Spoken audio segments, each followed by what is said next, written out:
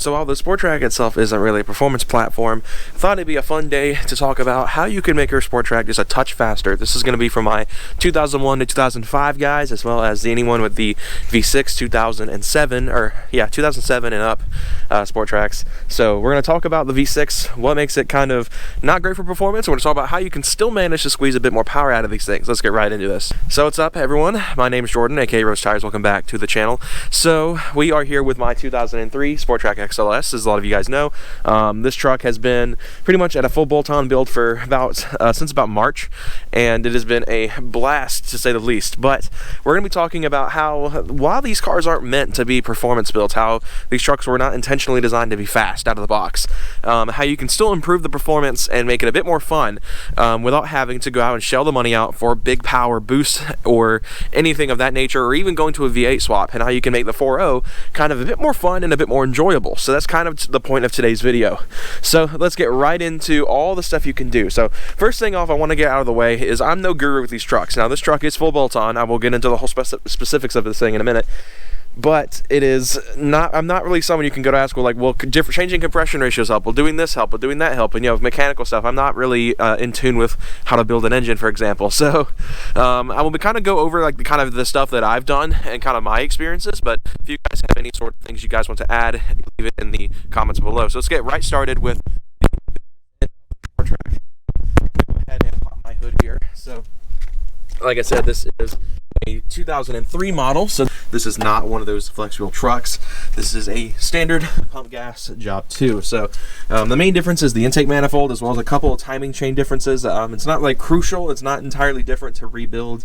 There's no really difference between building a job 1 and job 2, but it does use slightly different components with a timing system, which is kind of important because for those new Sport Tracs know, well, these timing chains go out pretty easily. So let's talk about some performance mods you can do on the business end of this truck to start off with. So the 4.0 V6, in case you guys don't know, is a 4-liter naturally aspirated 245 cubic inch V6. It's a 60-degree angle V6. It's actually heavily based on the previous pushrod engine, not the exact same block as I previously assumed, but it is a very similar setup to the pushrod. It doesn't actually have rocker arms and stuff like that. It doesn't have lifters. It actually uses old school roller rockers like you would find in the pushrod engine, but it is still overhead cam. Of course, the most controversial thing when it comes to the 4.0 is it has one timing chain here and one on the back. So it is a very different setup. And where like around the area where a cam would be in a pushrod motor is actually a jack shaft that drives both cams. So it is actually a very peculiar setup. I've made videos on end about how much I really don't like the 4.0's design. But let's talk about performance stuff and things you can do to improve your performance. So right away, we have the intake. So this one, do not follow my example. This is actually a $60 eBay intake that I bought several years ago. Those who have watched know I actually have a new intake ready to go for it. I actually have to get it retuned. The first thing you can do on the business end to make things a bit better, throw an intake on it. Don't throw this intake, because this is worse than a stock intake. I will say that. If you're gonna, if you're gonna go intake, you gotta go balls to the wall, big boy. 3.5 inch is what I used. I used 3.5 inch piping because that's about what the throttle body is. So the throttle body is 3.5 inch so on the job 2. So get some 3.5 inch piping and bend it up to do whatever you want. You can get some of the universal stuff. Mine actually uses a lot of parts from Spectre. The piping is from Spectre. The air filters from AEM, and the couplers are from Tycon Industries, which if you guys don't know Tycon, they make some crazy titanium exhaust parts. But this is actually a Spec D system with a Spectre filter, because the Spec D filter actually causes this thing to misfire. That's how bad this intake actually is. But it is a good way to get a bit more induction noise, as well as to free up maybe about a couple extra horsepower. I wouldn't say it's crucial, because intakes are always controversial whether they actually add power or not. And for me, I do it more for the induction noise than I do the performance additives. But it does, kind of free a little bit of horsepower, especially if you do it the right way. The reason that I'm not running the AEM intake I just built is because, again, it needs to be tuned. It actually runs so lean that it will not go all the way through the rev range with that intake on it. I found out the hard way because I thought it was misfiring again and it just needed to relearn. Nope, it was lean. So that is something to note, is when you do get a bigger intake, if you go 3.5 inch like I have on a job 2, not yet, at least I have one set up, but not on here at the moment. You will need to get a retune. I, of course, recommend Unleashed tuning. Everyone in the Sport Trac community loves Unleashed, so definitely go with those guys. They'll get you set up perfectly. So the next thing you can do on the business end is an ignition coil. Now this may not add a lot of power. It may help change the power, like high torque, low power engine. as these actually produce more torque than horsepower, much like a lot of other contemporary V8s, stuff like the LS, other sorts of engines that produce more torque than horsepower. So I mean, it is a very nice setup for towing and stuff like that, but if you want performance, it's, you know, it does its job. But ignition coil will help out with that power band a little bit. This is an Excel setup. I put this on while I was trying to deal with a misfire that was that air filter. It was $80 I didn't have to spend. So it got the factory ignition wires. I may switch those up to, I believe it's NGK sells these like nicer performance wires that are a bit ricey and blue and all that stuff, but I like the color blue, so I'm not really complaining too much. The next thing you can do is headers, and I will get into the headers specifically when we do the full exhaust clip. Headers for sport tracks are few and far between. There's not really a lot out there for the Gen 1 in particular. This is actually using Ranger headers that have been modified. And I'll get to the full exhaust here in a minute when we talk about that. But that's all you can do on the business end is an intake and ignition coil. Unless you want to tear down the engine, you can throw cams from Super 6 in here. They aren't like most of the choppy thing in the world. They're more meant for more naturally aspirated applications, but you can use them with boost. It isn't detrimental. You can also boost these engines. There's only one supercharger kit on the market right now, and that is Modbox, and they do a great job of using a lot of parts that are easily to find, and they're not terribly expensive. The kit itself is on sale for like, I think $1,500–$1,600 right now on Modbox's website. So definitely is the move if you're going to go boost on one of these, is either Modbox, or you can go, if you want to go a little bit ballsy and do a little bit more fabrication, you can do something like a custom turbo, custom pro charger kit, or a custom different kit Tom Marana actually offers, which is actually using the Cobra M112 from the Terminator on this engine, and it is brutal. Not a lot of people have had good luck with it. From what I've heard, it blows them up pretty easily if you run the M112. But these engines, for just information, can only handle about 9 pounds of boost before they start to have head lift issues. The head studs in these are pretty weak. So if you're planning on pushing more than about 9 pounds of boost, which will probably be around 280 wheel, you're going to need head studs for sure. So that's the 4-liter side of things. All the kind of major stuff you can do. Stuff that doesn't involve cracking the engine would be intake and ignition coil, as well as the exhaust setup, which we'll get to in a minute because this truck has a full exhaust. One thing I would also recommend, if you want to free up some rotational mass on this thing, go an electric radiator conversion. So I did this video about a month or two ago, and everyone seems to like it so far. This truck is actually running an electric radiator fan versus the factory clutch fan, which should help free up a little bit of power, free up a little bit of miles per gallon. I have noticed it's a little bit better on gas now, but it's not like crucial where it's like, you know, I'm not getting 25 mpg or anything out of this thing, because these things suck on gas. So the next thing you'll want to do if you're wanting to build performance, and this is something I actually haven't done, is go with gearing. These trucks come with either 355s, 373s, or I believe 373s and 410s, not even 355s. Depending on whether you have a tow package or not. If you have a tow package and it's 4-wheel drive, you get 410s in the rear. If you're like me, you have a base model 2-wheel drive, you get 373s in the rear, which is great. But the problem is that the 5R55E transmission, despite it being a glass cannon, is also geared really long. It doesn't really have a lot of room to start really cruising down the road, you know. It can get out of its own way. It's not like it's like impossibly slow, but it will not you know, go blast through gears like something like a ZF 8-speed will. And the way you can do that, if you're planning on staying naturally aspirated, this is what I would recommend, is put 410s in the rear. If you have a rear-wheel drive truck. If you have 4-wheel drive, you're already there. You don't have to worry about it too much. You could always jump up to 456s, which is also an option. But keep in mind, your gas mileage will go down a little bit. Todd Zabai, I don't know how his last name's actually pronounced, so I apologize. He's a big name in the sport track community. He ran 456s on his and says his didn't even drop that much.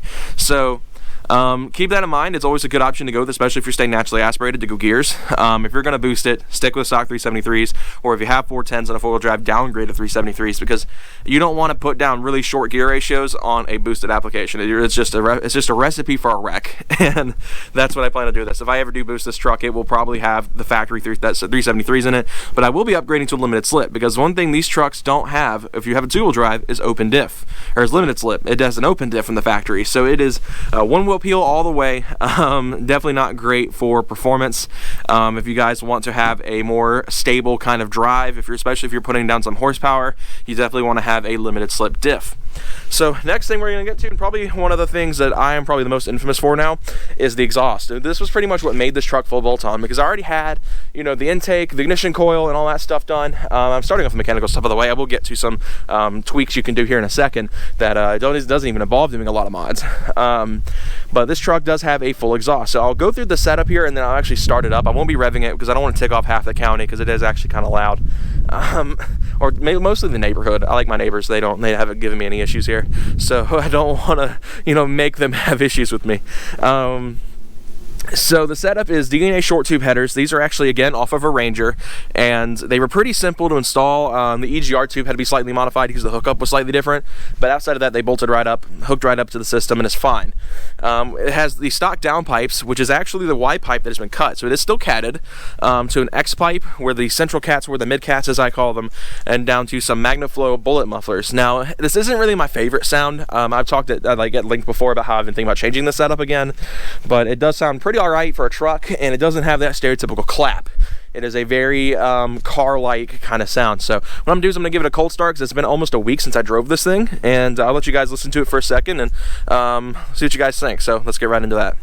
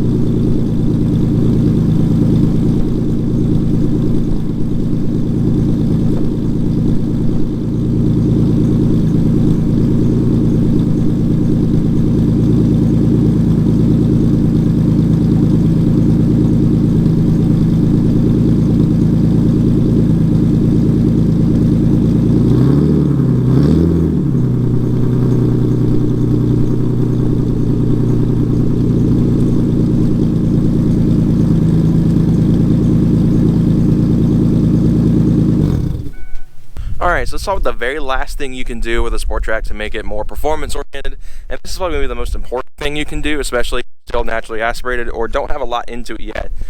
But invest in a good tune. And like I said, I recommend Unleashed Tuning. They are probably one of the best names in the Sport Trac community and the Ford community in general when it comes to tuning.